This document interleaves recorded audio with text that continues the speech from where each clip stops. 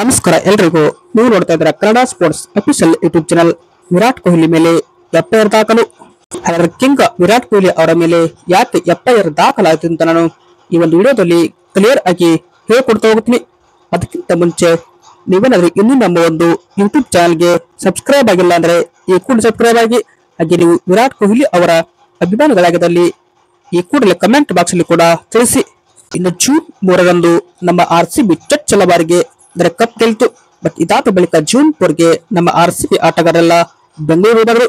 ಇಲ್ಲಿ ಒಂದು ದೊಡ್ಡ ದುರಂತವೇ ಕೂಡ ನಡೆದೋಗಿತ್ತು. ಜೂನ್ 4ರಂದು ಇಲ್ಲಿ ಅಭಿಮಾನಿಗಳು 11 ಜನ ಕಾಲ್ಚುಟ್ಟಕ್ಕೆ ಇಲ್ಲಿ ಬಲಿಯಾದರು.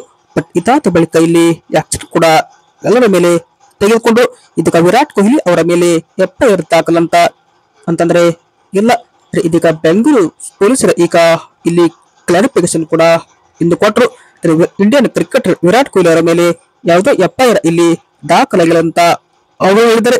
ಬಟ್ ಇದು ಏನಪ್ಪಾ ಅಂದ್ರೆ ಕಿಂಗ್ ವಿರಾಟ್ ಕೊಹ್ಲಿ ಮೇಲೆ ಎಫ್ಐಆರ್ ಆಗಿಲ್ಲ. ಇದು ಇಷ್ಟ ಆಯ್ತು ಅಂದ್ರೆ ಲೈಕ್ ಮಾಡಿ. Thank you.